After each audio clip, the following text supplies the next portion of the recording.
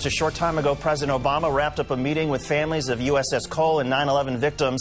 The president was expected to explain his decision to close the controversial prison at Guantanamo Bay. Jim Riches and Sally Reaganhard both lost their sons in the World Trade Center and were in that meeting with the president, and they join us now. And Sally, first of all, how did the president explain his effort to close Guantanamo, and were you satisfied?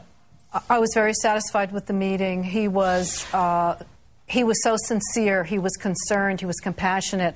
I think he made every effort to allay our fears, any fears that someone might have had regarding, what's going to happen to these people. Are they being let go? He explained very thoroughly, comprehensively that we need, that he's very committed to the same things that we want, a swift and complete justice for the families of the victims. He wants to see people prosecuted, but he spoke about Gitmo and how that had really hampered the ability to have a swift and complete prosecution. He assured us that he will use his staff, they will investigate all the cases thoroughly, and that they will do every effort to achieve justice. Jim, there had been some suggestion that some of the families would be pretty fiery because they don't want Gitmo closed. How did the meeting, did it ever get contentious at all? Was there any of this sort of sharp debate? Well, some of the families from the Cole and some of the other families wanted to see Gitmo open. They asked him to reconsider it. He shot them down. He's not happy with the process that's going on down there.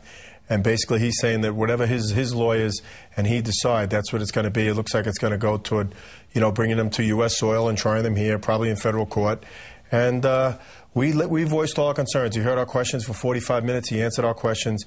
And we told him that these, I was at the trials in Guantanamo. These guys laughed, said they bragged that they killed our sons, and that we want justice, and he promised that he would get us swift and certain justice. Well, you're going to get justice with these people, even if it's not at Guantanamo Bay, at least according to what the president said. Yeah, and basically it's, you can't look back, and we have to look forward. It's 7 years we're waiting. Let's get the process going good. He had said the Guantanamo process, the military commissions, was a stalled process. The Supreme Court knocked down a couple things, and nothing was really getting done. The guy from the Cole, he was just arraigned, and that's like 5 years later. So he said it would have been, they could have lost on appeal, so it would have went wrong all along. One of the issues we've been focusing on this show, we've been talking to a lot of 9/11 families, firefighters, police organizations, is what they describe as a catastrophe at ground zero in terms of the rebuilding effort. We're now 7 years later. Not a lot has been done, although they're starting to build up the base of the Freedom Tower. What do you make of the process down there? Are you satisfied? And what do you say to those like Governor Pataki who came on and say, you know what, we do have to look forward, and the Freedom Tower and the memorial will be a tribute to those who were lost? We are totally dissatisfied. I really feel the majority of the 9/11 families are outraged, totally dissatisfied. The design, the memorial, the museum, these were never designs that were picked, selected by the families. The idea that the memorial and museum is underground is not only dangerous for the public, it's very, very dishonorable. It is outrageous. There is no other memorial museum in the world that on this level to be under the ground. But we have to, the bottom line, what's really wrong with Ground Zero and the World Trade Center redevelopment is that the Port Authority that owns this land and runs this show, they're completely exempt and immune from all New York City building and fire codes. They operate above the law in a clandestine manner. They make one mistake after the other.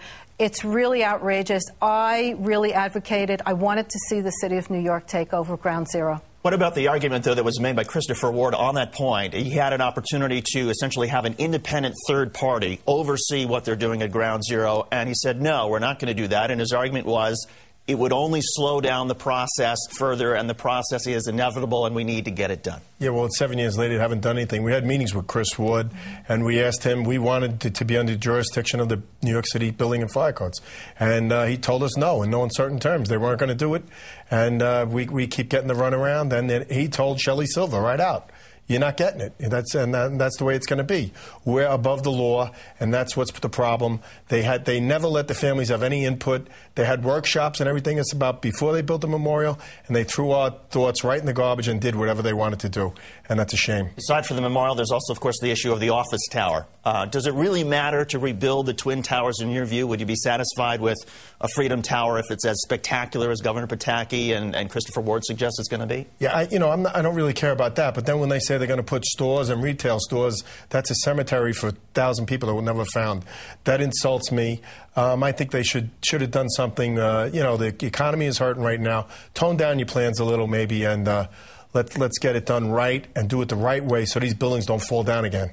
In regards to the retail stores, that's a reference to the fact that because of the economic environment, they're changing the plan to put some of these stores ground level. If you look back and see how many times the Port Authority has changed their plans, it's just unbelievable. And I really echo what Jimmy said about the retail stores. I think it is very, very insulting that money is the bottom line with the redevelopment of Ground Zero. It's the bottom line with everything. I think I would like to see the Twin Towers come back, but I would like a respectful and honorable memorial, simple, above the ground. The families never asked for billions and billions of dollars to be spent on. It's much more expensive to build something below the ground. There's no reason for it. They say it's going to be a green memorial. It's not going to be a green because look at the money that it costs to heat these ridiculous waterfalls. The fountain. I was going to say, we've got to wrap it up there. Sally and Jim, thank you very much. Again, we're sorry about your loss and appreciate that you're trying to take the pain and focus our politicians on your concerns and your issues. And we appreciate you coming in tonight. Thank you. Thank you very much.